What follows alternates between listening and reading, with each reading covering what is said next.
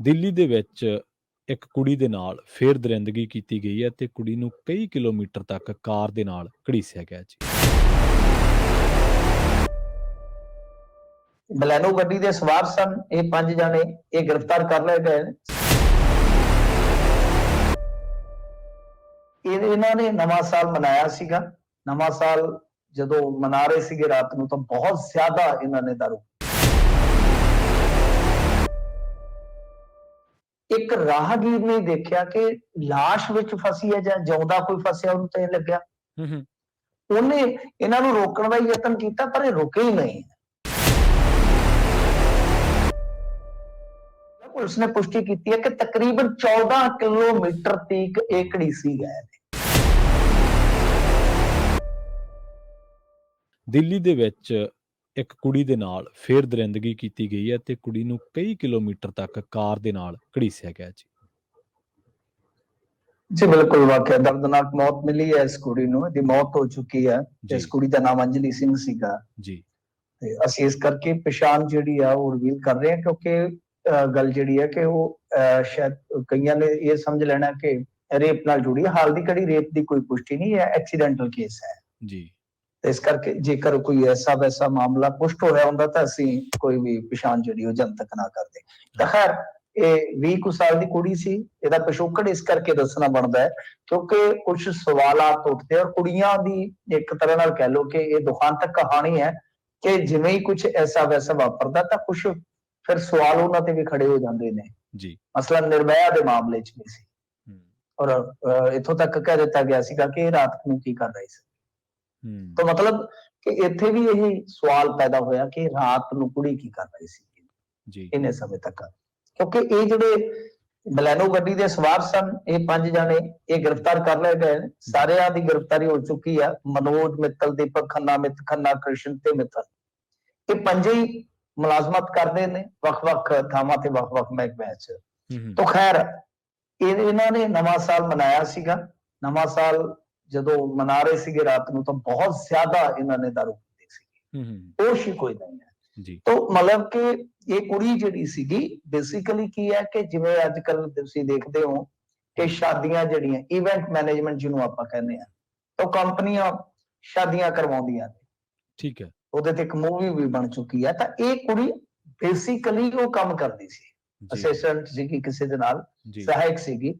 ਤਾਂ ਇਹ ਮਤਲਬ ਕਿ ਆਪਦਾ ਕੰਮ ਕਰ ਨਿਬੇੜ ਕੇ ਰਾਤ ਨੂੰ ਆ ਰਹੀ ਸੀ। ਵੈਸੇ ਤੇ ਉਸ ਸਮੇਂ ਸਵੇਰ ਦਾ ਪਾਰ ਹੋ ਚੁੱਕਾ ਸੀਗਾ।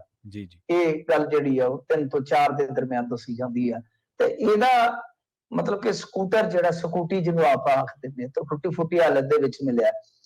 ਦਰਅਸਲ ਕੀ ਹੈ ਕਿ ਇਸ ਕੁੜੀ ਨੂੰ ਇੱਕ ਰਾਹਗੀਰ ਨੇ ਦੇਖਿਆ ਕਿ ਲਾਸ਼ ਵਿੱਚ ਫਸੀ ਹੈ ਜਾਂ ਜਿਉਂਦਾ ਕੋਈ ਫਸਿਆ, ਉਹਨੂੰ ਤਾਂ ਇਹ ਲੱਗਿਆ। ਉਹਨੇ ਇਹਨਾਂ ਨੂੰ ਰੋਕਣ ਦਾ ਯਤਨ ਕੀਤਾ ਪਰ ਇਹ ਰੁਕੇ ਹੀ ਨਹੀਂ। ਉਹਨੇ ਇਹਨਾਂ ਨੂੰ ਫੋਲੋ ਵੀ ਕੀਤਾ। ਤਾਂ ਇੱਕ ਉਹਦੀ ਕਾਲ ਗਈ ਕੰਟਰੋਲ ਰੂਮ 'ਚ, ਇੱਕ ਕਾਲ ਫਿਰ ਹੋਰ ਗਈ। ਮਤਲਬ ਕਿ ਇਹਨਾਂ ਨੇ ਗਾਂਹ ਜਾ ਕੇ ਯੂ ਟਰਨ ਮਾਰਿਆ। ਲਾਸ਼ ਉਦੋਂ ਵੀ ਵਿੱਚ ਫਸੀ ਸੀ। ਉਹ ਟਾਇਰ ਤੇ ਮਰਗਾੜ ਦਾ ਹੁੰਦਾ ਹੈ ਨਾ ਉਹ ਸਨ, ਇੱਥੇ ਫਸੀ ਸੀ ਉਹ। ਤਾਂ ਬਈ ਦੱਸਦੇ ਹੁਣ ਤਾਂ ਪੁਸ਼ਟੀ ਹੋਈ ਆ, ਪੁਲਿਸ ਨੇ ਪੁਸ਼ਟੀ ਕੀਤੀ ਹੈ ਕਿ ਤਕਰੀਬਨ 14 ਕਿਲੋਮੀਟਰ ਤੀਕ ਇਹ ਘੜੀਸੀ ਗਏ ਨੇ। 14 ਕਿਲੋਮੀਟਰ ਬਹੁਤ ਲੰਮਾ ਫਾਸਲਾ ਹੋ ਜਾਂਦਾ ਹੈ। ਤਾਂ ਦੇਖੋ ਕਿ ਉਹ ਪਤਾ ਨਹੀਂ ਕਿੰਨੇ ਕੋਈ ਸ਼ਰਾਬੀ ਸਨ, ਕਿੰਨਾ ਕੋਈ ਮਿਊਜ਼ਿਕ ਉਹਨਾਂ ਨੇ ਸ਼ੋਰ ਛੱਪੇ ਵਾਲਾ ਚਲਾਇਆ ਸੀ, ਕਿਉਂਕਿ ਉਹ ਤਾਂ ਮੰਨਦੇ ਨਹੀਂ ਤਾਂ ਉਹ ਕਹਿੰਦੇ ਸਾਨੂੰ ਨਹੀਂ ਪਤਾ ਲੱਗਿਆ, ਸਾਨੂੰ ਨਹੀਂ ਪਤਾ ਲੱਗਿਆ। ਕਿਉਂਕਿ ਤੁਹਾਨੂੰ ਪਤਾ ਅੱਜ ਕੱਲ ਜਿਹੜੀਆਂ ਗੱਡੀਆਂ ਆ ਰਹੀਆਂ ਨੇ ਨਾ ਨਵੀਆਂ, ਉਹਨਾਂ ਦੀ ਮਤਲਬ ਕਿ ਨੰਬਰ ਪਲੇਟ ਕਿਤੇ ਵੀ ਦਿਸ ਗਈ ਤਾਂ ਨਾਲ ਦੀ ਨਾਲ ਟਰੇਸ ਹੋ ਜਾਂਦੀ ਹੈ ਗੱਡੀ, ਨਾਲ ਦੀ ਨਾਲ। 5 ਮਿੰਟਾਂ ਦਾ ਕੰਮ ਹੈ ਹੁਣ ਤਾਂ।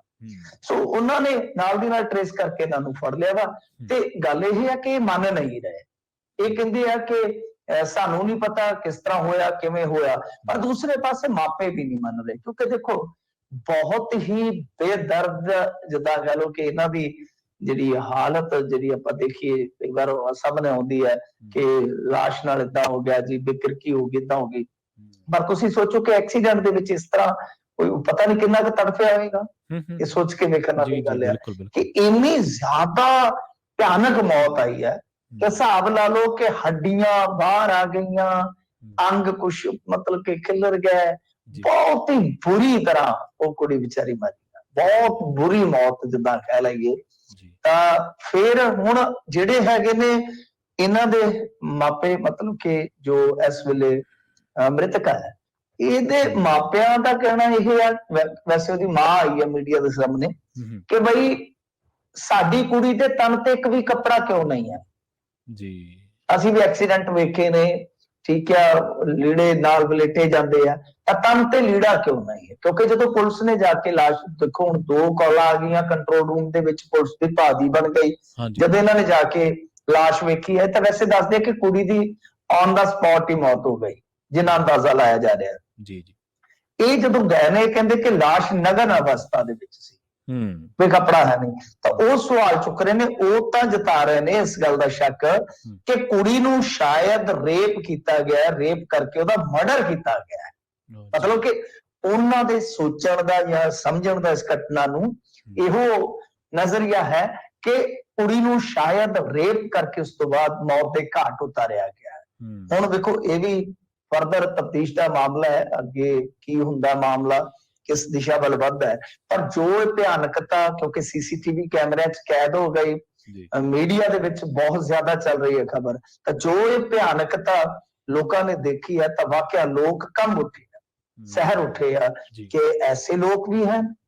ਕਿਉਂਕਿ ਦੇਖੋ ਗੱਡੀ ਦੇ ਵਿੱਚ ਤਾਂ ਮਾੜੀ ਜੀ ਵੀ ਕੋਈ ਚੀਜ਼ ਲੱਗੇ ਤੇ ਆਪਾਂ ਨੂੰ ਪਤਾ ਲੱਗ ਜਾਂਦਾ ਹੈ, ਕੋਈ ਚੀਜ਼ ਮਾੜੀ ਜੀ ਵੀ ਖੜਕ ਖੜਕ ਖੜਕ ਕਰੇ ਤਾਂ ਉਸੇ ਵੇਲੇ ਸਿਆਣੇ ਡਰਾਈਵਰ ਨੂੰ ਤਾਂ ਇੱਕ ਸਕਰੂਪ ਢਿੱਲੇ ਦੀ ਵੀ ਆਵਾਜ਼ ਆ ਜਾਂਦੀ ਹੈ। ਇਹ ਹੁਣ ਕਿਹੋ ਜੀ ਹਾਲਤ ਦੇ ਵਿੱਚ ਹੋਣਗੇ, ਤੁਸੀਂ ਅੰਦਾਜ਼ਾ ਲਾ ਲਓ।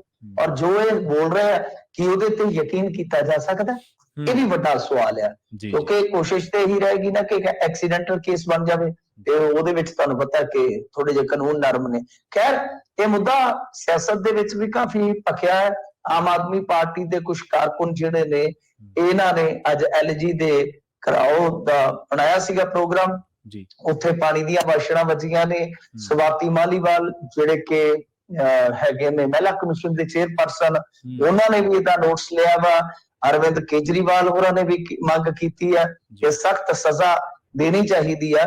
ਔਰ ਜਿਵੇਂ ਹੀ ਆਪਾਂ ਜੁੜਨ ਲੱਗੇ ਸੀਗੇ ਲਾਈਨ ਤੇ, ਤਾਂ ਉਸ ਤੋਂ ਪਹਿਲਾਂ ਇੱਕ ਝਲਕਾਰਾ ਪਿਆ ਹੈ ਖਬਰ ਦਾ, ਤਾਂ ਇਹਦੇ ਵਿੱਚ ਹੁਣ ਇਹ ਆ ਕਿ ਅਮਿਤ ਸ਼ਾਹ ਜੀ ਨੇ ਵੀ ਇਸ ਸਾਰੇ ਮਾਮਲੇ ਦੇ ਮੁਤਲਕ ਜਿਹੜੀ ਰਿਪੋਰਟ ਹੈ ਉਹ ਤਲਬ ਕਰ ਲਈ ਹੈ। ਹਾਂਜੀ, ਬਿਲਕੁਲ। ਤੇ ਮਿੰਟੂ ਜੀ, ਜਿਹੜੀਆਂ ਖਬਰਾਂ ਤੋਂ ਹੋਰ ਜਾਣਕਾਰੀਆਂ ਹਾਸਲ ਹੋਈਆਂ ਨੇ, ਉਹਨਾਂ ਦੇ ਵਿੱਚ ਇਹ ਵੀ ਹੈ ਵੀ 7 ਜੀਆਂ ਦਾ ਇਕੱਲੀ ਦੇ ਸਿਰ ਭਾਰ ਸੀਗਾ, ਇਹਦੇ 7 ਜੀਆਂ ਦਾ ਸਹਾਰਾ ਸੀ ਇਹ ਕੁੜੀ। ਹਾਂਜੀ, 5 ਭੈਣ ਭਾਈ ਸਨ। ਹਾਂਜੀ, ਤੇ ਪਿਛਲੇ ਦਿਨੀ ਇਹਨਾਂ ਦੇ ਪਿਤਾ ਜੀ ਦੀ ਡੈਥ ਹੋ ਗਈ ਸੀ, ਉਸ ਤੋਂ ਬਾਅਦ ਇਕੱਲੀ ਵਿਚਾਰੀ ਘਰ ਨੂੰ ਚਲਾ ਰਹੀ ਸੀ। ਔਰ ਜੁਝਾਰੂ ਉਹੀ ਹੈ ਨਾ, ਮਿਹਨਤ ਕਰਕੇ ਕੁੜੀ ਆ ਰਹੀ ਸੀਗੀ ਵਾਪਸ, ਜੀ, ਟੌਪ ਦੇ ਮਤਲਬ ਕਿ ਕੰਮ ਕਰਦੀ ਸੀ। ਹੁਣ ਦੇਖੋ ਰਾਤ ਨੂੰ ਕੋਈ ਬੱਚਾ 20 ਸਾਲ ਦਾ ਬਾਹਰ ਰਹਿੰਦਾ, ਕੰਮ ਕਰਦਾ, ਤਾਂ ਤੁਸੀਂ ਸਮਝ ਸਕਦੇ ਹੋ। ਨਹੀਂ ਤਾਂ ਅਸੀਂ ਇਸ ਉਮਰ ਦੇ ਵਿੱਚ ਬੱਚੇ ਨੂੰ ਕਿੱਥੇ ਛੱਡਦੇ ਹਾਂ, ਕੁਝ ਮਜਬੂਰੀਆਂ ਹੁੰਦੀਆਂ ਤਦੇ ਹੀ ਹੈ ਨਾ, ਨਹੀਂ ਤਾਂ 20 ਸਾਲ ਦੀ ਉਮਰ ਕਿਹੜੀ ਉਮਰ ਹੁੰਦੀ ਹੈ। ਜੀ, ਬਿਲਕੁਲ।